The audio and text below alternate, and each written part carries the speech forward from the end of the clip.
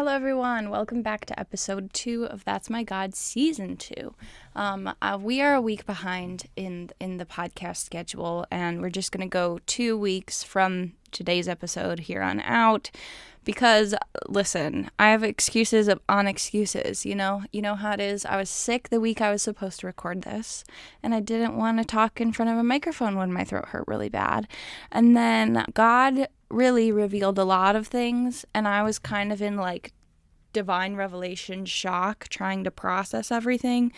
So I didn't really feel like I was in a place where I could be like, let's talk about these crazy stories in the Bible, because I was trying to be like, oh my gosh, what am I doing with my life? Anyway, so here I am this week with the podcast finally. We're talking about Genesis 38. If you don't know Genesis 38, that's because it's crazy and it's kind of difficult to teach because it's just insane. So obviously I'm gonna talk about it to kick off this season, because that's how we do it here. Let's get started. So episode chapter 38 of Genesis is right in the middle of the story about Joseph. If you've spent any time in the church, you probably heard of Joseph before. He was the youngest of his brothers. He was like, hey, I've had all these crazy dreams about you guys bowing down to me.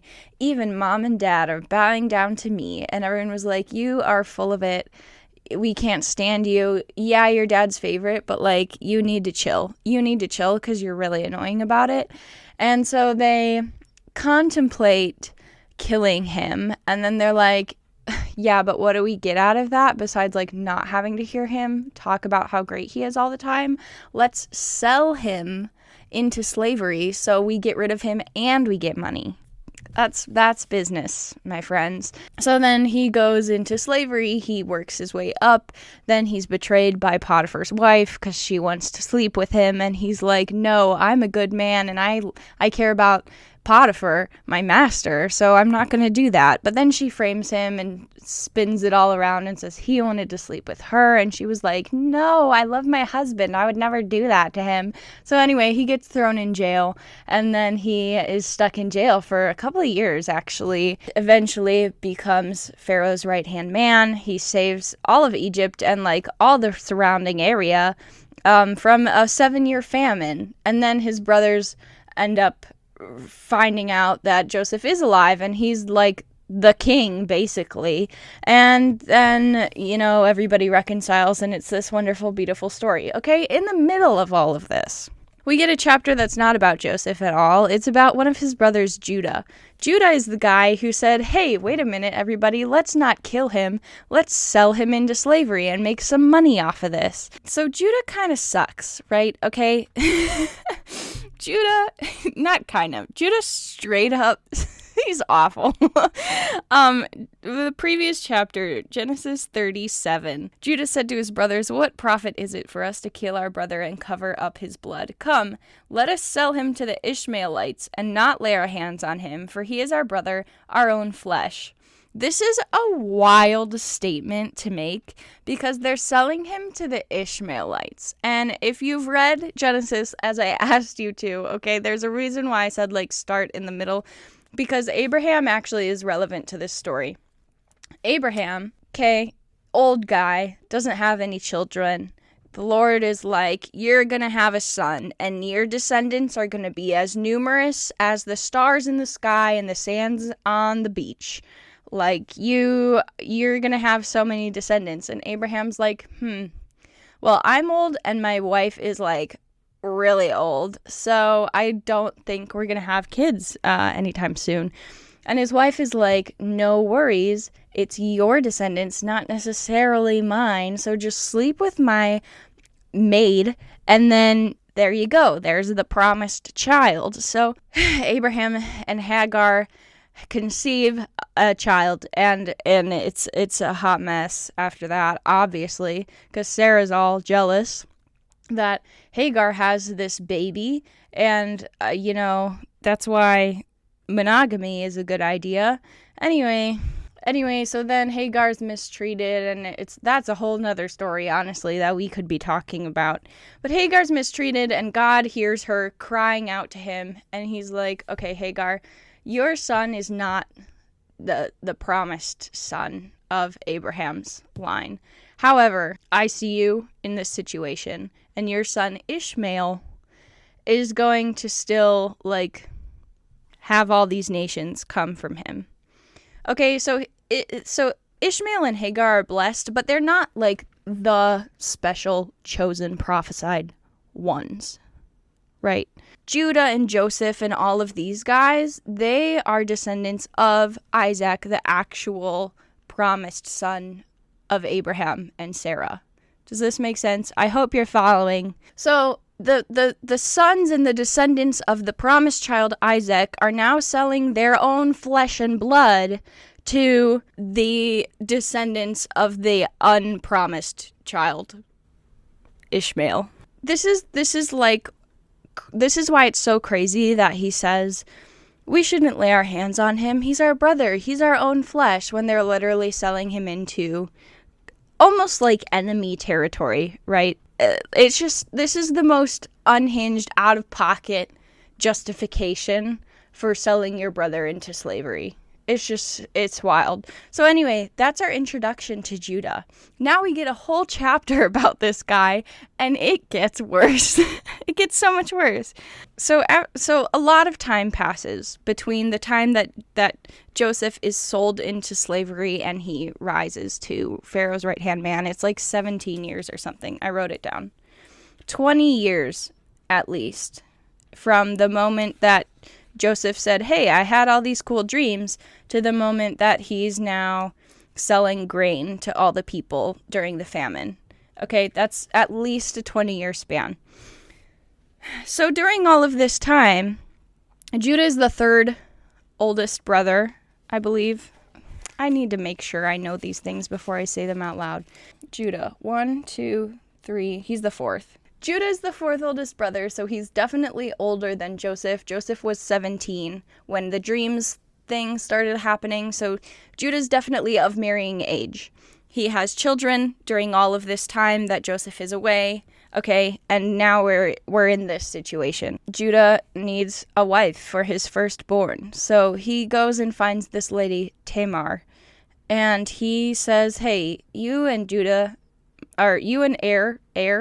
how do we say biblical names? We just make it up here and say it with confidence. So don't be like, hey, I heard Cassandra say it this way, so it must be right. I'm just hoping for the best, man. Okay, so Judah takes Tamar. He has her marry Er, his firstborn. However, Judah's firstborn was evil in the sight of the Lord. So the Lord took his life. That is Genesis 38:7. So, it really makes you wonder, because, like, Judah, as we have established, not a great guy. So, like, what is his son doing that is worse, that makes God just outright kill him? We don't know. We don't get those deets. But we know he was evil in the sight of the Lord, so the Lord took his life. So now Tamar is a widow, right? So the cultural thing of this time was that women have to have a man to have, like, financial stability and, like, safety and be provided for. You need a man in your life. So whether that's a son or your husband, like, you have to have someone. So if your husband dies and you have not had any sons with him, any heirs, you sleep with your husband's brother so that he can provide you an heir in your husband's name, and it's like the same lineage. It's weird, it's complicated, it sounds creepy to us these days, but you have to have a man in your life. That's just how it worked culturally. So you don't have to agree. You don't have to say, this is a good idea, we should go back to this. Actually, don't say that. But if you can get that in mind, the next part of what happens here is going to make a little more sense as we go through it, okay? So she's a widow, her husband dies, she needs a man in her life. So Judah says to Onan, his second son, Go and perform your duty as brother-in-law to her and raise up offspring for your brother. So Onan, this is verse 9, knew that the offspring would not be his because even though they are his, they would be called heirs, children, because that's just how it works. So anyway, so when he went into his brother's wife, he wasted his seed on the ground in order not to give offspring to his brother. Can I just say something? The way the Bible talks about sex is honestly really cringy. I've always thought this. I've always thought that, like, the way the Bible talks about people having sex is just horrid. And maybe that's God being like, I don't want you to get confused. This is not a spicy book. We are truly just saying what happened. But I'm like, did we have to say it like that, though? That's horrible. Anyway, so he sleeps with her, but not not in a way that's going to be beneficial for children, right? So, yikes. Then God saw that, because God knows, and then it was displeasing in the sight of the Lord, so the Lord took his life also. So then, Judah's like, okay, 2 of my sons who have married this girl have died, so I only have one more son. I don't want him to die. And I'm pretty sure it's this girl's fault, because she is the common denominator, not the fact that my sons are evil in the sight of the Lord. So he says to his daughter-in-law, Tamar, remain a widow in your father's house until my son Shelah grows up, for he thought, I'm afraid that he too may die like his brothers. This tells us that he has absolutely no intention of actually giving his 3rd son over to Tamar. He's just hoping she'll go away in shame, literally in shame. Like, this is the worst thing that could happen to her. Back to her father's house. Absolute widow, failure. She has no sons. Both her husbands, well, she wasn't really married to the other one, but you get it. Like, both of the dudes died. So that's horrible for her. She has no way to take care of herself, be provided for, etc., etc. So after a considerable time, this is like years have passed, right? Judah's wife dies, and the time of mourning happens, and then the time of mourning is over, and he leaves. Then Tamar hears about this. Hey, your father-in-law is going to Timnah to shear his sheep. So she is like, oh, interesting. I haven't heard from him in a few years, and I feel like, his son is probably old enough for me to marry him now. So what's up with that?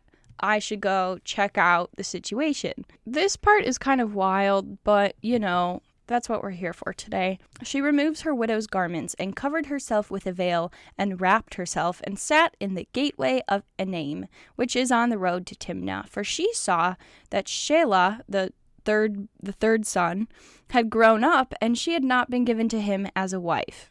So when Judah saw her, he thought she was a harlot, for she had covered her face. So she puts on a disguise. She sits at the gate. She knows her father-in-law is going to come this way. She can assess the situation. Oh, look, there's the son that he told me I could marry as soon as he was old enough, and he's certainly old enough, so why am I not with him? Well, her father-in-law assumes she's a harlot from the way she's dressed and from where she's sitting. So he goes to her by the road and said, here now, let me come into you. That's super smooth of him to say that. So he did not know she was his daughter-in-law, and she said, what would you give me that you may come into me? And he said, I will send you a young goat from the flock.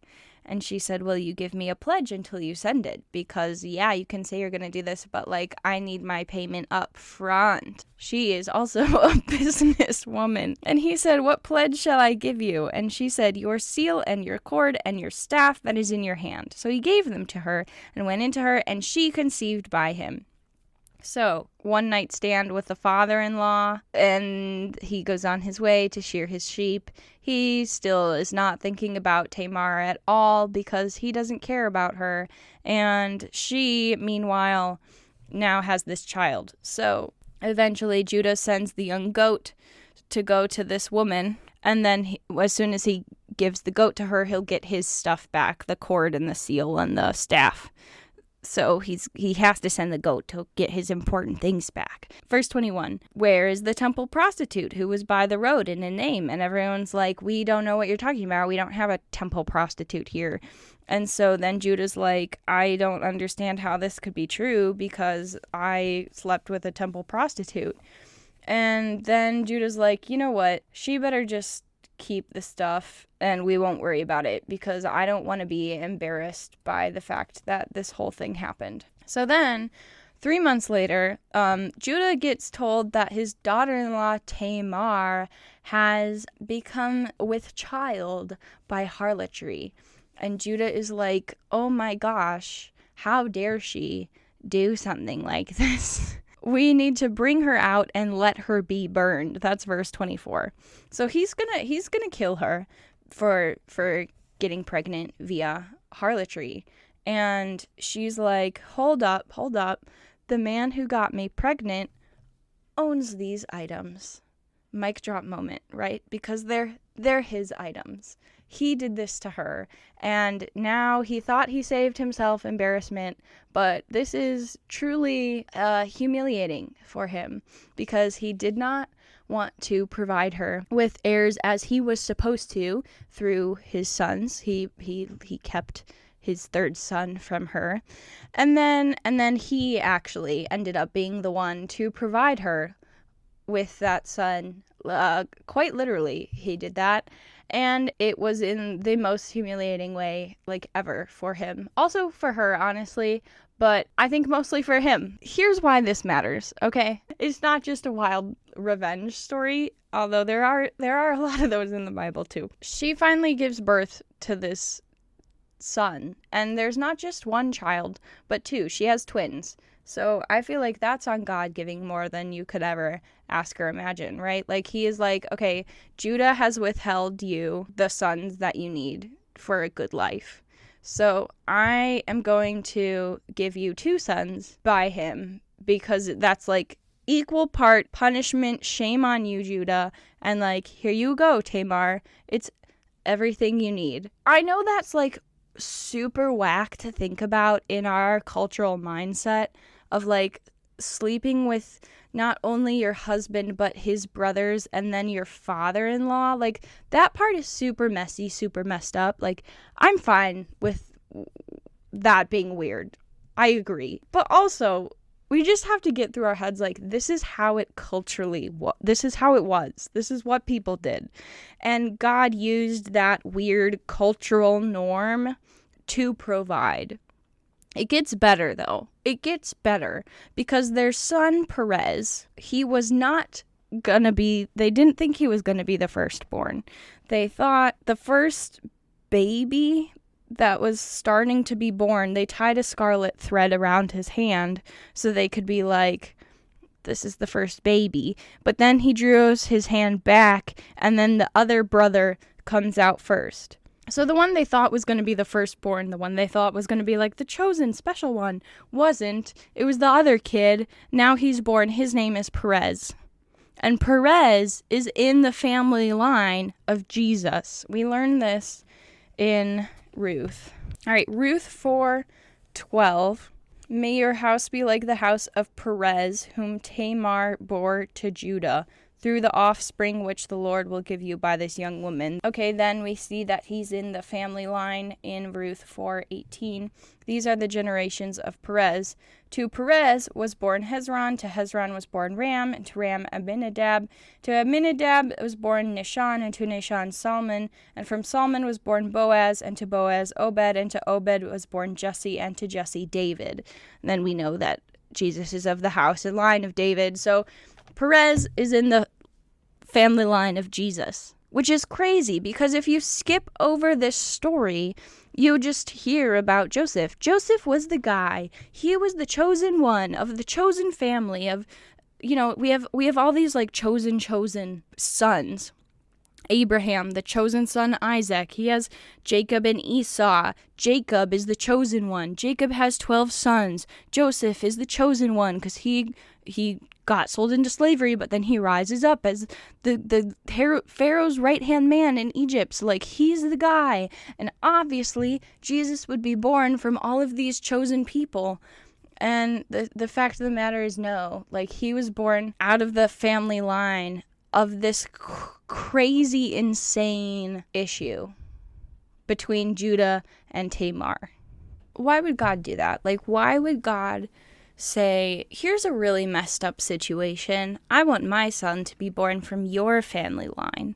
And I think there's a lot of reasons. One, all of humanity is inherently sinful. So, like, really, is Jesus going to get, like, a pure family line to come out of as the Son of God? No. Like, that's literally not possible. Also, Jesus is redeeming all of sin in his time on earth. That's what he's, like, every sin and temptation known to man, Jesus is like, I am paying the full price of that. So there's nothing that, like, can be in his family line that's, like, not good enough for him. Because, one, literally nothing is good enough for him. And two, he's redeeming literally everything. Like, that's the whole point of why he's here. So he might as well come out of, like, the worst of the worst. So he can be like, no one is too far gone for me.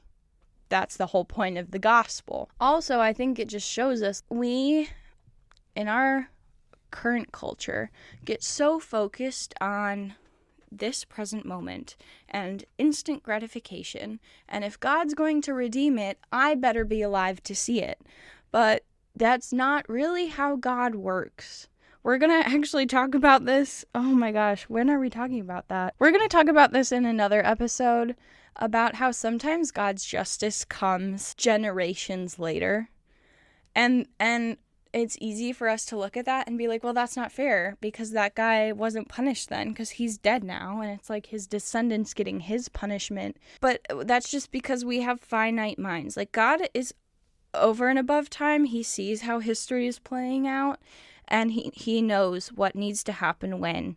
And so I think we can't limit God's justice to our timeline and our understanding of the timeline. So the point of talking about this isn't, hey, this is actually an okay situation and we should be chill about it because it's all good. Because it's not. It's terrible things happen in Genesis 38. All around, it's a bad situation. But that doesn't stop God from bringing good out of it. The fact that God brings good out of it doesn't suddenly make everything that Judah did to Tamar okay, but it does mean that God wasn't prevented from doing further good in Tamar and Judah's lives because of this bad event. Does that make sense? We actually see Judah have a change of heart later in Genesis, in Joseph's story, in Genesis 44. Judah is the one, it's a whole thing, but Judah is he's like the main guy in helping reconcile Joseph's brothers back to Joseph. He is the one who says, we have to take Benjamin because we promised, and like, if something happens to Benjamin, you can kill me. Like, I will put my life on the line for Benjamin. And this is very, very anti-Judah in the beginning of Genesis, in Genesis 37. Judah in Genesis 37, who's like, let's sell our brother into slavery so we can get extra profit on this scheme, is not the same Judah that would be like, look, Dad, if something happens to your other favorite son, I will take full responsibility and blame for it. That's just not, like, we can see he's had a total change of heart here.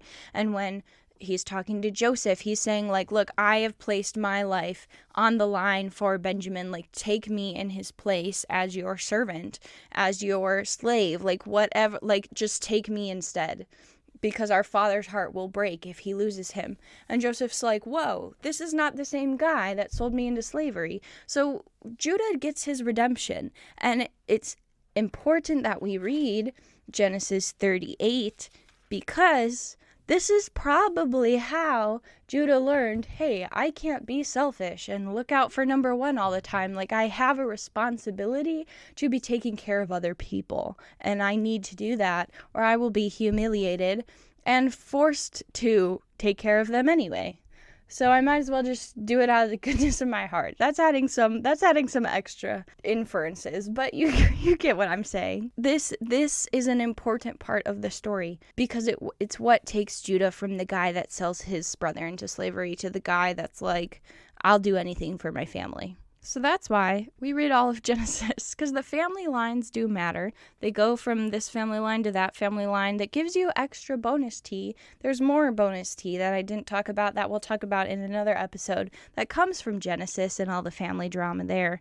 So awesome. If you skip over those weird chapters, you miss not only the beauty of like God used this crazy, insane moment to redeem not only Tamar's life, but the relationship between Joseph and his brothers, like, God used that. And you also miss out on the fact that, like, Jesus didn't come from Joseph, the really cool guy who honored God through all these terrible situations. He came from this wackadoo man whose sons were so evil that the Lord literally killed them, like, on the spot, just dead. Jesus came from that man.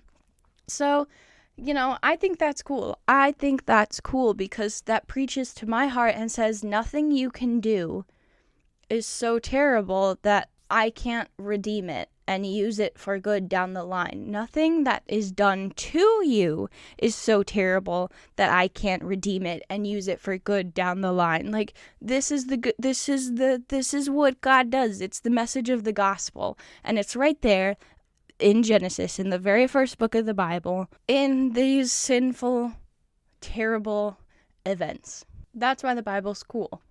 Because even in the parts where you're just like, I'm sorry, he did what? They did what? What happened? Who? Huh? It's still God being faithful, good, from generation to generation. God is the same yesterday, today, and forever. And sometimes if you just look at it and you're like, that doesn't make sense to me, you'll miss it. But if you take the time and sit with it and be like, okay, what is God trying to say to me through that? Like, what does this situation show me about who God is? You find out, and he's pretty cool. Yeah, so that's that on Genesis 38. If you want more crazy stories like that in the Bible, well, you're in luck, because we're gonna have 8 episodes this season as well. So that means there's 6 more crazy stories I have in store for you from just the first few books of the Bible. We're not even getting very far. We're just starting at the beginning. Again, my prayer for this season is that it would show you that God is good and he is kind, and nothing that you have done or has happened to you is beyond his redemption, and you are still every bit worthy of his grace and mercy and forgiveness, and you are not the worst person to ever live, and God could never forgive someone like you, because these people we're reading about, God redeems them too. He offers them forgiveness and all of these things. Like, you are not too far gone. If you are having these thoughts like, oh no, I can't be in relationship with Jesus, like, this is the very sign that you can and you should be. Next episode, I planned out all the episodes ahead of time. I'm really proud of myself, so I can actually tell you for sure what we're going to be talking about next time. Next episode, we're going to be talking about Numbers 11 and 12. I don't really have a good reason for these other than I think they're low-key hilarious, so I want to talk about them. Also, Numbers is just a book you never hear anyone talk about ever, because, I don't know, but there's some crazy, interesting stuff in Numbers, chapters 11 and 12 being the most crazy and interesting in my opinion, but anyway, that's what we're going to talk about if you want to do some reading ahead of time. But otherwise, I'll see you in 2 weeks with episode 3. Thanks so much for being here, guys, and I'll see you in episode 3.